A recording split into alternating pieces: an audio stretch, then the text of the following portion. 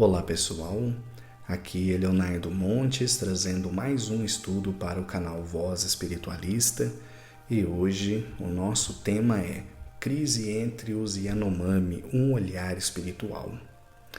Bem, nos últimos dias, a mídia tem repercutido uma série de reportagens sobre os povos Yanomami que vivem numa reserva no estado de Roraima e a crise que se abateu sobre essas pessoas.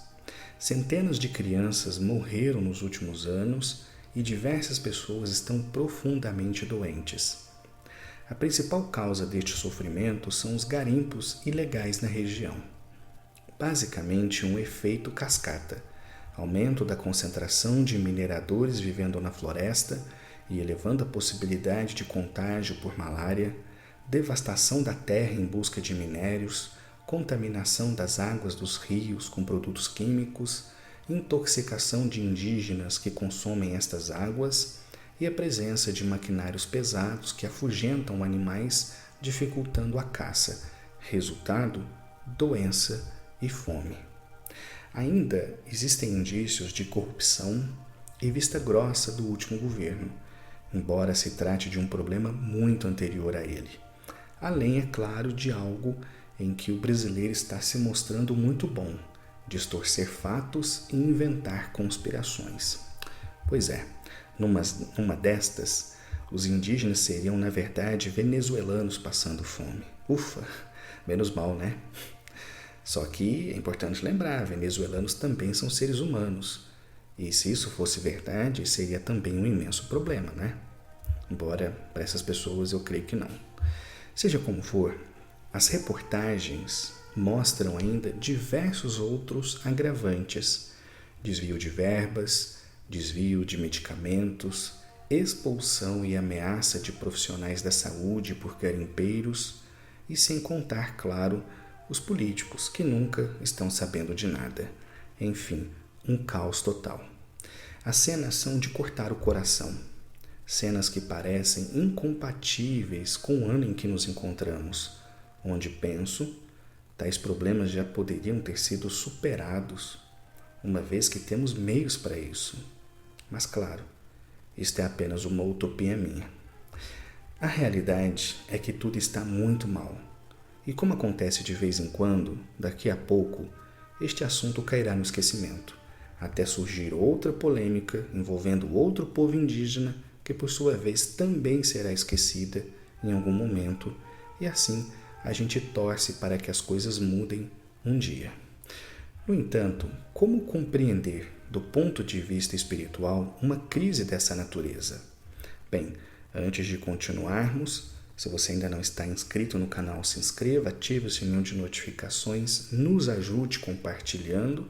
E se você gosta das reflexões, se os meus conteúdos te ajudam, considere se tornar membro. Fazendo isso, você fortalece a comunidade e me dá a oportunidade de pensar em outros projetos. Então, se você quer ser membro, aqui embaixo tem um botãozinho azul escrito Seja Membro, basta você clicar. Bem, então vamos lá. Como compreender do ponto de vista espiritual uma crise dessa natureza? Eu gostaria de propor uma resposta que naturalmente reflete a minha opinião sobre o assunto e que parte de O Livro dos Espíritos, mais precisamente da resposta à questão 930. Abre aspas. Numa sociedade organizada segundo a lei do Cristo, ninguém deve morrer de fome. Fecha aspas. Vou ler de novo. Numa sociedade organizada segundo a lei do Cristo, ninguém deve morrer de fome. Então, é simples assim. Ninguém, nem indígenas, nem venezuelanos, nem africanos, absolutamente ninguém deveria morrer de fome, uma vez que temos meios e de sobra para produzir alimentos que seriam suficientes para saciar a fome de todas as pessoas do planeta sem grandes dificuldades. Mas, então, por que isso não acontece? Você já se fez essa pergunta? Se a gente continuar no Livro dos Espíritos, na questão 785, vamos encontrar a seguinte pergunta: qual o maior obstáculo ao progresso? E a resposta: orgulho e egoísmo. Resumidamente, a resposta tem mais coisas, mas depois você confere aí. Basicamente, o maior obstáculo ao progresso é o orgulho e o egoísmo. Então, é fácil olhar para o garimpo ilegal e dizer: está aí a causa do sofrimento Yanomami. Porém, entre os estimados em mais de 20 mil garimpeiros da região, a maioria são pessoas pobres, que recorreram ao garimpo como meio de subsistência. O indivíduo que se lança em meio à floresta, geralmente vivendo e trabalhando em péssimas condições, faz isso para sobreviver e alimentar a sua família. Ele age pensando em si mesmo, na sua vida, na vida da sua família, e faz o que for preciso para seguir pagando as suas contas.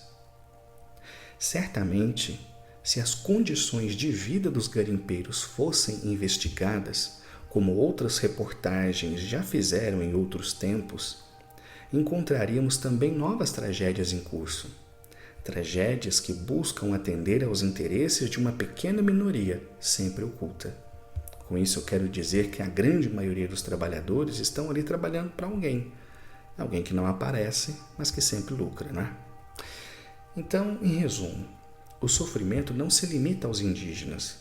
Os trabalhadores destes garimpos também sofrem, mas seguem mesmo assim, impelidos entre a necessidade e a fome também. Então é fácil, do conforto das nossas casas, julgarmos os que se encontram nessa condição. Porém, no lugar deles, nós faríamos diferente. Esta é uma boa reflexão para cada um pensar, não é? Bem, então, talvez diante de tanta dificuldade, alguém diga: ah, mas é quase impossível acabar com isso. Será mesmo? Segundo a questão 909, ainda em O Livro dos Espíritos, não seria tão complicado assim. Olha só o que essa questão fala. Poderia sempre o homem, pelos seus esforços, vencer as suas más inclinações? E a resposta: sim, e frequentemente fazendo esforços muito insignificantes. O que lhe falta é a vontade. Ah, quão pouco dentre vós fazem esforços. Olha que interessante. Então, com poucos esforços, nós poderíamos vencer as nossas más inclinações. E com isso, nós mudaríamos o mundo. Bem, mas deixando de lado o mundo em que poderíamos viver e voltando ao mundo em que vivemos, resta responder uma pergunta: o sofrimento destes indígenas pode ter relação com o passado espiritual dos mesmos? E eu acho que a resposta mais justa a essa pergunta é sim e não. Eu vou explicar, calma. Olha só. Sim, uma vez que o sofrimento pode decorrer de uma causa cuja execução tem ocorrido numa vida passada. É assim que se explicam muitas tragédias na história da humanidade. Aos olhos materialistas, são simples fatalidades, mas aos olhos espiritualistas, são relações de causa e efeito, resgate, provação, expiação e assim por diante. Porém, como podemos ter certeza de que uma tragédia em curso se dê em razão do passado? As coisas precisam começar em algum momento. Então, nem todo sofrimento é resultado do passado, ou de uma provação ou de uma expiação. O sofrimento também pode ser oriundo da natureza inferior do nosso mundo e das relações que se originam no aqui e no agora. Exemplo: Jesus não nasceu para ser morto. Não foi sacrificado por nós, como afirmam católicos e evangélicos, na minha perspectiva, claro. Ele não tinha o que pagar. Não estava sob provação, muito menos em expiação. A morte dele ocorreu simplesmente porque seus ensinamentos desafiavam a ordem vigente. Então ele morreu em razão da ignorância, do atraso da época.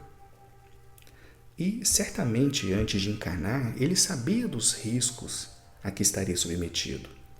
E arrisco dizer, se reencarnasse hoje, correria o mesmo risco, pois raramente encontramos pessoas que realmente compreendem e praticam seus ensinamentos.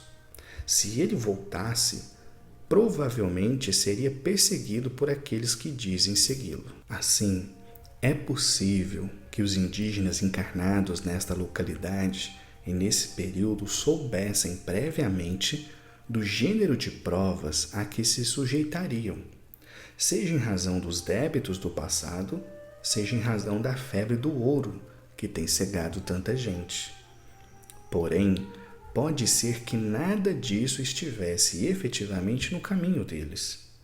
Então, todo este sofrimento seria resultado do abandono, das vistas grossas do Estado e também da ganância dos exploradores, e certamente desencadearia uma dívida que deverá ser paga em algum momento. Então, é preciso deixar claro que nem todo sofrimento tem sua origem no passado. Repito, as coisas precisam começar em algum momento. Então, bem pode ser que todo este sofrimento seja simplesmente consequência de todo o descaso das autoridades e da ganância daqueles que preferem ver o ouro num cofre do que a mata verde viva em cima dele. Seja como for, de forma alguma esta explicação busca naturalizar o sofrimento. O fato é que cada um arcará com as consequências de seus atos, pois se as leis humanas são falhas, as divinas não são. Por isso, não importa a razão espiritual deste sofrimento, se é uma coisa ligada ao passado deles, ou se são vínculos kármicos que estão se formando a partir de agora, o fato é que este sofrimento poderia ter sido evitado, poderia nunca ter acontecido, se os rumos fossem outros. E, infelizmente, não creio que isso mudará tão cedo. A cada ano que passa, mais a humanidade está dividida e perdida. As fronteiras crescem de forma vertiginosa. O preconceito tem crescido de forma assustadora. Estamos vendo o reaparecimento de ideologias e doutrinas que já deveriam ter desaparecido da face da Terra, mas estão vivas e fortes como nunca. Então, entre tantas, a mais prejudicial, em minha opinião, e que rompe as barreiras nacionais, idiomáticas, raciais e culturais, é a ilusão da separatividade.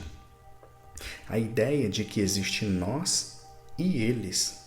Esta ideologia tem sido a responsável por quase todos os movimentos de dor e sofrimento na Terra. Por exemplo, se os garimpeiros considerassem os indígenas como irmãos de sangue, será que teriam devastado a reserva? Será que tudo isso teria ocorrido? Duvido muito. Porém, o que deve passar na cabeça dos gananciosos? São apenas índios, não tem importância destruir seu território.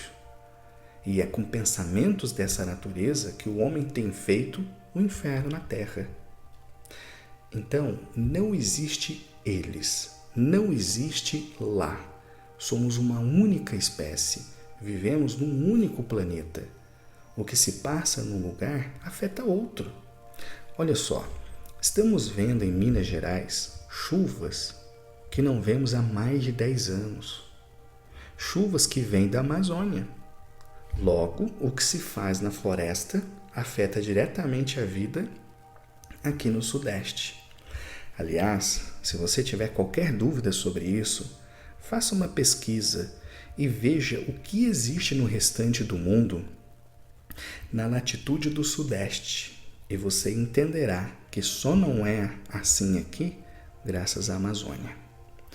Então, como um espiritualista, eu anseio pelo dia em que todas as barreiras cairão, todas as bandeiras desaparecerão. Quando então o planeta será considerado bem coletivo, não apenas dos homens, mas de todas as espécies. As diferenças não causarão mais impressão. Cada um poderá viver em plena liberdade, conforme as suas crenças. Ninguém morrerá de fome. A ganância não destruirá o lar de ninguém. Viveremos em paz e em comunhão com a natureza. Assim, creio que será a terra regenerada. Até que socorram, façamos a nossa parte, né? Bem, pessoal, esse é o estudo dessa semana. Espero que vocês tenham gostado. Lembre-se de curtir, compartilhar. E caso vocês acessem também o Spotify, o Google Podcasts ou o Amazon Music, vocês encontrarão esse áudio em formato de podcast por lá. Basta pesquisar por Voz Espiritualista, se inscrever e nos acompanhar, seja aqui no YouTube, seja nestas outras plataformas. Um abraço e até a próxima.